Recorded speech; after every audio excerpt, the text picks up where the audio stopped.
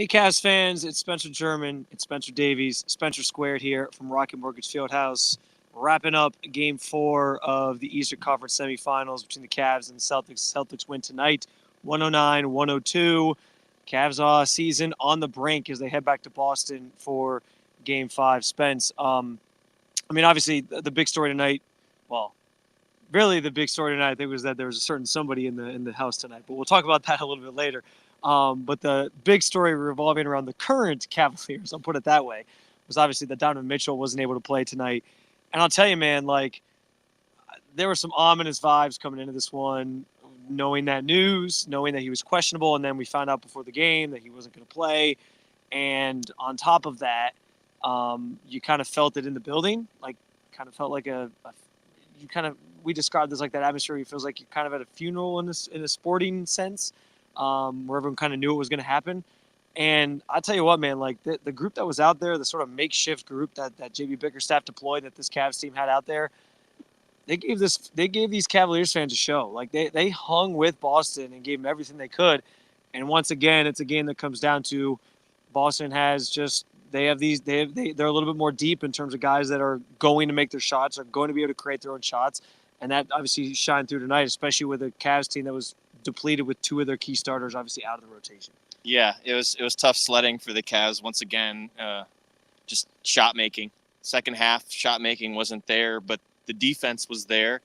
The ability to take care of the basketball was there, and it was just really tough sledding for them on the glass, I think. Jason Tatum and Jaylen Brown really doing a good job of securing possessions, either offensive boards or defensive boards. I think that, Darius Garland left it all out there on the floor, 30 points, 7 assists, and really came alive there in that second half.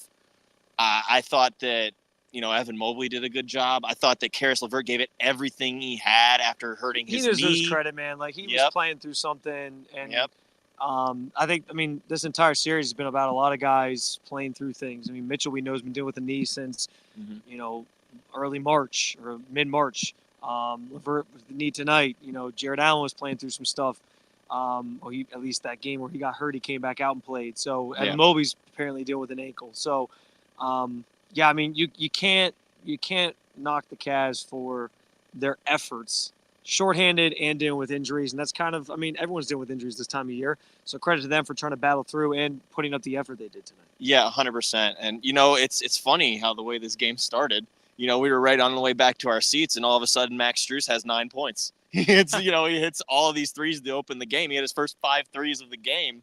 And, he credited the Celtics after that they did just not let him have the ball. They were denying ball from him. And anytime Max had the ball, he was trying to get to the rim after that. And a number of very rushed, I think, layups on his part. But he came out and made his threes tonight. Sam Merrill came out, hit a couple off of the bench as well. George Niang got involved and ended up hitting the 3 that he took. Marcus Morris got a DNP, and George got back into the rotation and played 8 minutes or so. Tristan Thompson also gave him, a solid boost there too. But again, it's just the Celtics had an answer for every time the Cavs cut it down.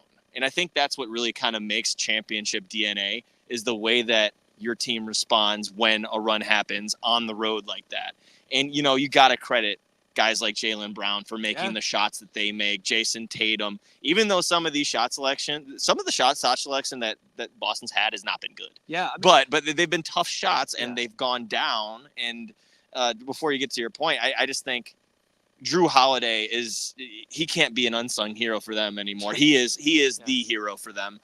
The way he's defended, remain in awe that they somehow ended up with him after everything else. The way he's defended, the threes that he's taken, and just the aggressiveness and the way that he's able to move the ball and play smartly.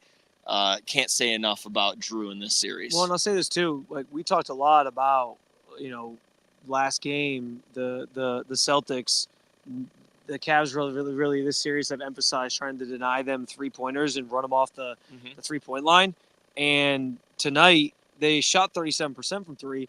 But I thought part of the reason you bring up, Tatum and Brown settling for mid-range jump shots, tougher shots, was because the Cavs were running them off the line. They did a lot better job of running them off the 3-point line tonight, and that kind of forced guys like Tatum and Brown to settle for those shots. And when you do that, like, you can't. To me, listen, it's a loss, so it's never an easy thing to process. But you walk away from this game feeling good about the overall effort because they took away the thing you wanted to take away. And if the game comes down to, listen, their two best players, Tatum and Brown, made the shots that they needed to make in a big moment on this stage. I think, and JB Bickerstaff kind of said that. He was like, we'll live with the result because we went down swinging. And again, I don't want to sugarcoat it, guys. Like, you're down, the Cavs are down 3-1 in the series. Doesn't look good. If we get a game 6, feels kind of, it seems unlikely when you're going back to Boston with a chance for them to close it out. But if you get a game 6, like, it's kind of a gift at this point. It's a cherry on top of things back here in Cleveland. But yeah, like, I understand, like, it's a disappointing night all around, and there's some clear flaws that are going to have to be addressed this offseason with this team and all that. And that's all stuff for another conversation we can get to later. Not on this episode necessarily, but just like this off season, as once the season is he wants to go over. Home. That's not what I meant. That's not what I meant. But I just mean, like, so my main point with this is, like, I'm not trying to sugarcoat anything. Like, 100%. I get it's a loss, you're down 3-1, but, like, if you had told, I think, Cavs fans that the Cavs would score over 100 points tonight and have it within I think they got it within 5 with like 2 minutes to go. 5, yep. Like, I think Cavs fans would take that, and they'd feel pretty good about, like, the fact that their team came out and fought. They could have rolled over tonight, man. Like, no Mitchell, no Jarrett Allen once again, and it's like, nah, like, they came out and they continued to fight. And to JB's point, like, I think you'll take the effort, you'll take them sticking to the game plan, forcing the stars for Boston to make their shots, and they happen to make them tonight. And I think you do live with that result, even though it's a loss. Yeah, no, that's basketball. I try to explain that to a lot of people, and Boston had 60-plus wins for a reason this year, right? And a big reason is Jason Tatum and Jaylen Brown. But like I said, man, I still think that Drew Holiday's been the MVP for them, especially on the road. Just the timing of the shots that he's made, and also the way that he's been able to shut guys down for Cleveland when they've gotten going. So in the second half, he took on Donovan Mitchell last game and did a really good job of making sure that he didn't get to where he wanted to. Obviously, that was injury inflicted as well, but at the same time, it's Drew Holiday. Did the same thing with Darius Garland, I think, there.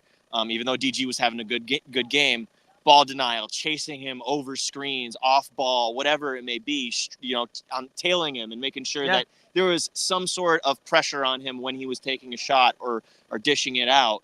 That, I think, is just so important to a team that has championship aspirations like the Celtics. And other, you want to go to others too. I think you got really credit Peyton Pritchard for the job he did off the bench tonight as well.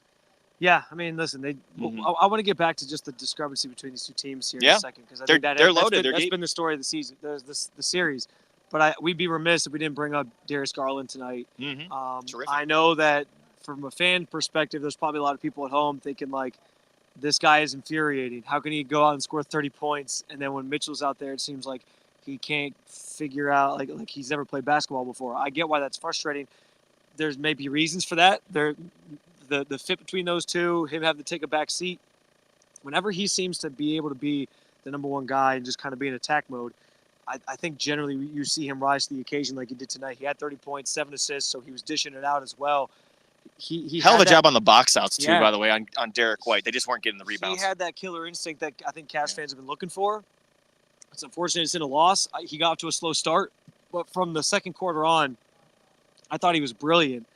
And, the Cavs have no chance in this game without his efforts tonight. So I think he deserves a lot of credit. He does deserve a lot of credit. And I think this is where fans get frustrated because of the fit, right? Because now I feel like a lot of the smart fans understand that Darius Garland is a very good basketball player. Yeah. He's a very good point guard.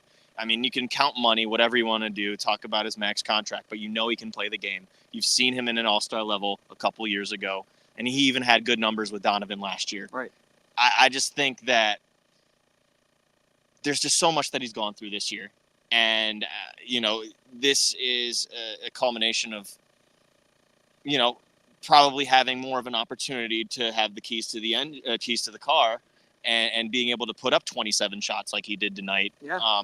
And he really laid it all out there. And it seemed like he was very discouraged that the Cavs didn't really get a fair shot as far as the fouls go too, and I think that's where we'll go next because JB Bickerstaff talked about it, Karis LeVert talked about it, and it sounds like sour grapes, but and I hate complaining about officials, but when you look at the home portion of this series for the Cavs, I think they have some actual gripes.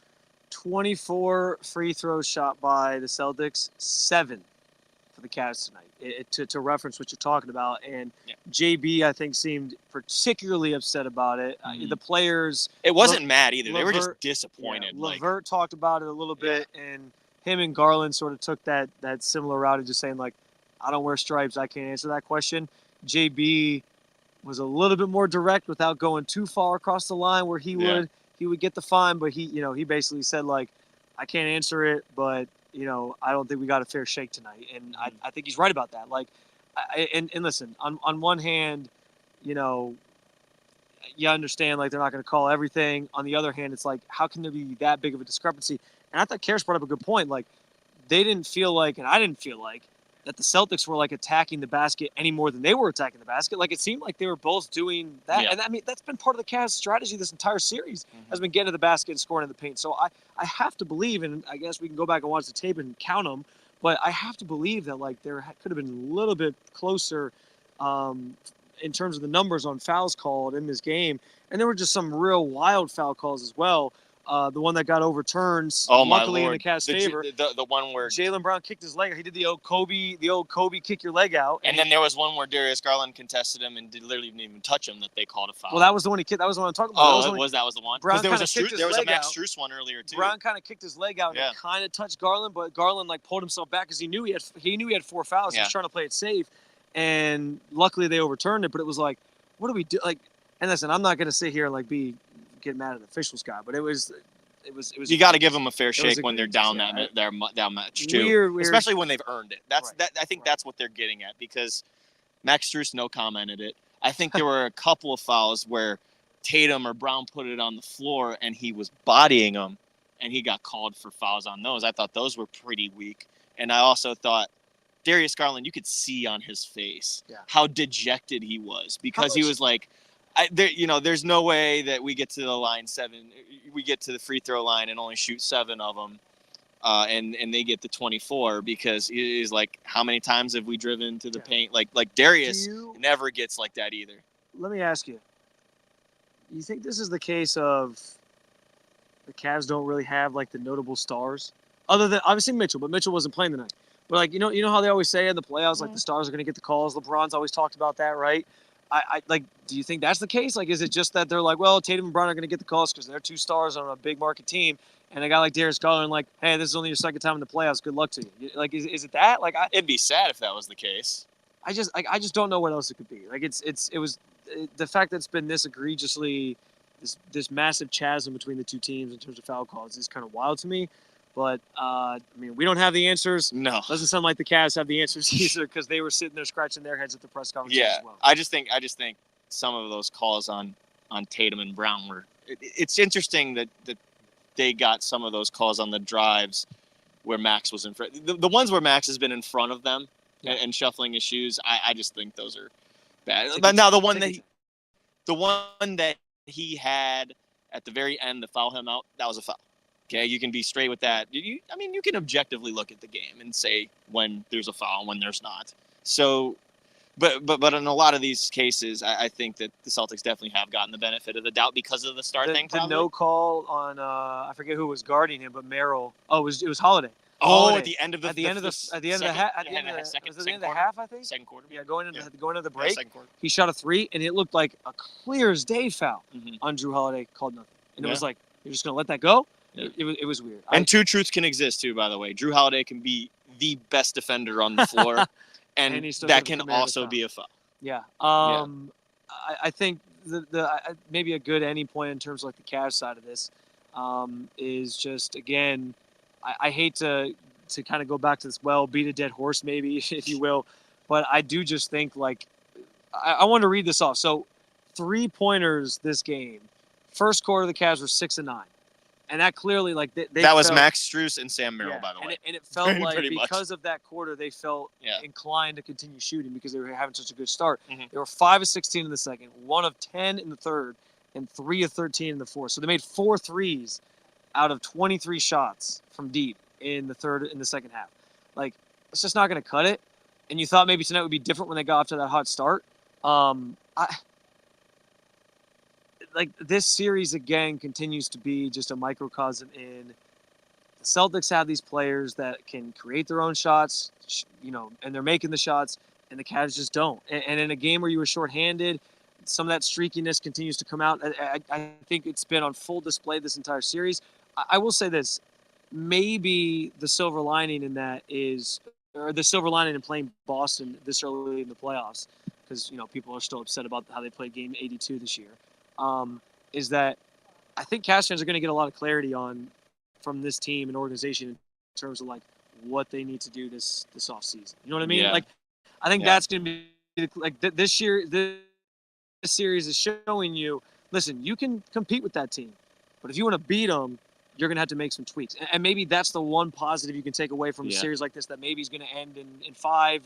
We don't know, but that's where my mind goes when you see a team like Boston who's just lights out across the floor. They got role players who can make their shots and feel. We haven't even seen much of Sam Hauser. Right, that guy can light it up they got a starting 5 that can from anywhere on the floor make the shot.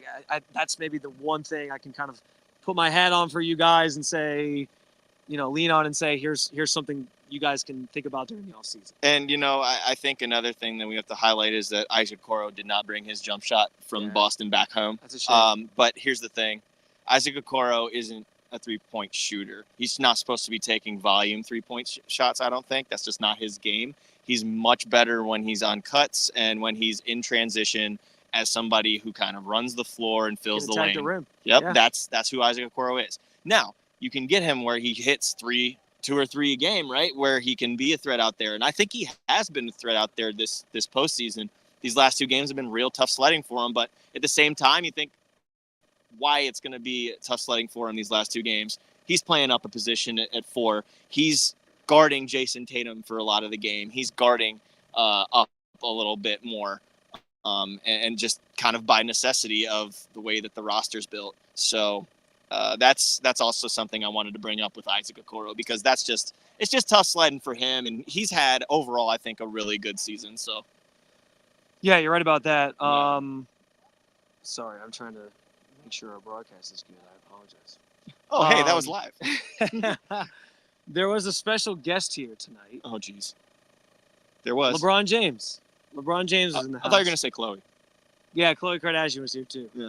And apparently Mark Wahlberg, I heard, was maybe here. Something all right. Random. Is Wahlberg still open? The Celtics were in town, so he was like, oh, and he was here for something. I don't know. But I think the bigger star of all those was LeBron, who was in the house. He sat courtside, sort of over both of our left shoulder, down in the corner there. With a glass of wine, a bottle of water? Yeah, he had a bottle of wine at his seat. Which, hey, listen, idea for the Cavs next year in the playoffs, or Game 6 if we get a Game 6. Scrap the T-shirts. Just leave a bottle of wine at everybody's seat. I think they'd appreciate that. You think Dan Gilbert will foot the bill on that? I think he could, honestly. That's not a bad idea. I didn't say could he. I said would he. Would he? That's Okay. Age permitting, of course. I was surprised we didn't get a "Please come home" chant at any point. We had people on Instagram and Twitter over in that corner that recorded that. That's going around. There was a nice video tribute to him. They put him up on the big screen. Yep. I did tweet out the question of if they, how the Cavs have been doing that, somebody important gets the crystal ball, the bedazzled ball that they give, and they take a picture with it. Is that considered tampering, you think, if they did that? I think it might. LeBron, I think it might. Take the picture on the social media? I think, personally, I think this was interesting because, one, LeBron's home at this point. Yes. He's home from the playoffs while the Cavs are playing a playoff. The Cavs are still playing beyond LeBron. That's crazy. Beyond LeBron. Yeah, that's exactly. Entire career. Secondly, I think it's interesting. Of course, you acknowledge LeBron James when he's in the building, but to go out of their way and do the presentation the way they did when he's not an opponent or somebody who's playing in the game, but coming in as a spectator is very interesting. And that I think you had a hot take too about what that is signaling to the organization he plays for. Yeah, I don't want to turn this into a LeBron podcast. No, we're not doing that. But I do think it's just interesting. I know everybody's reading into this. And this is why we have to talk. He's a very calculated person. Because I know everybody's reading into it. They're like, oh, he's scouting his team for next year and all this different stuff. To me, this feels like he's just signaling to the Lakers, hey, if you don't give me a max contract, if you don't re-sign me, or whatever, you don't meet my demands. There you go. That's more like it. Of course, the Lakers are throwing everything they can at this guy. But if you don't meet my demands and like try to make this team better, I got options. That's what it felt like to me. I'm just of the belief, guys. And listen, if he did come back to Cleveland, it would be a great story. Obviously, I've always kind of joked tongue in cheek, like, hey, it makes the most sense for him to retire with the Cavaliers other than the other 2 stops that he's been at, because this is like his place, you know? Yeah. But I just think this was, you said it, he's calculated. This felt like sort of a negotiating tactic by him with the Lakers, more so than it felt like, okay, he's considering the Cavaliers, and let's start, private plane tracking season's only a month and a half away, Spence. Like, is Dan Gilbert going to be taking a trip to LA to visit him? I don't know. I think this is where we take it home, Spence. I think this is exactly the point where we take it home. We're getting to this point where we're talking about Drew Holiday playing for the Philadelphia 76ers. Let's take it home like last time. And also, hey, before we do wrap it up, though, too, I do want to give a special shout-out to Dean Wade. I thought he did a really good job on Jason Tatum as well. Switched on to him quite a few times. Well, before we take it home, we'll end like we've been ending lately.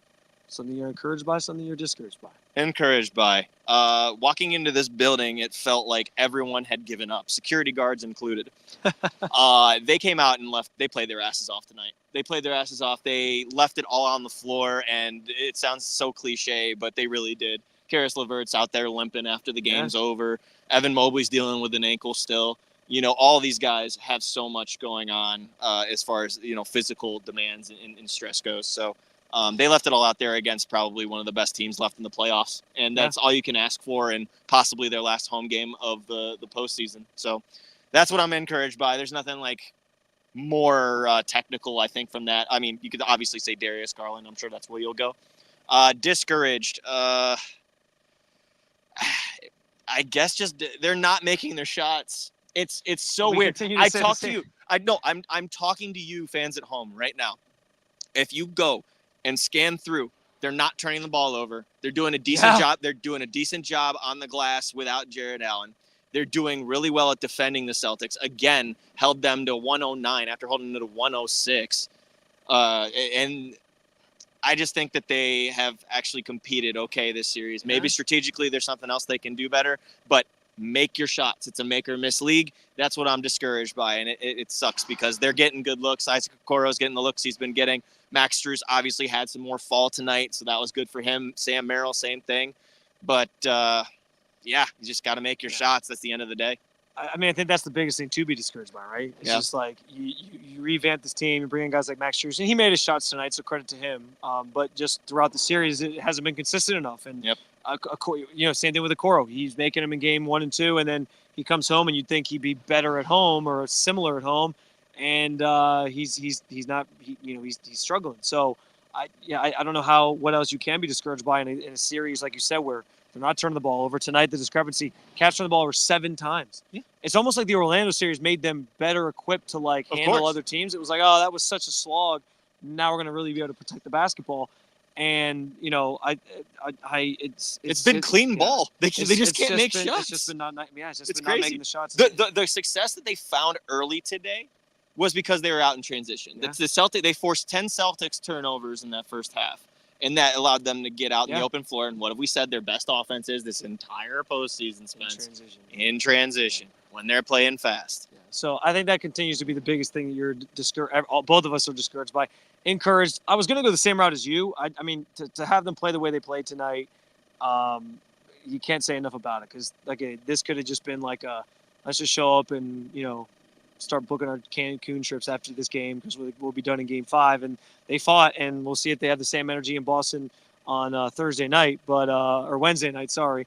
And if they can keep the series alive. But, that, and I'll throw Darius Garland in there just to give him shine one more time because he certainly deserved it. Well, I can tell you, Spence and I, we ate like this is probably the last time we're going to be in this arena for a while. Feasted, guys. It's funny we got to put the picture out there. We got to put the picture of all the food that we brought back. And it's funny you said trips for Cancun because I was at Cozumel the other day and I had a Cancun cheesesteak, which is it's basically symbolic. You jinxed the Cavs. That's your. I'm just kidding. I don't know about that. But you guys got to see how freaking massive our meal was today. We'll put the picture out. We'll put it out there and show you. But I mean, obviously We hope it wasn't our last meal, but it certainly feels like our it could last be. meal, our last meal not- here.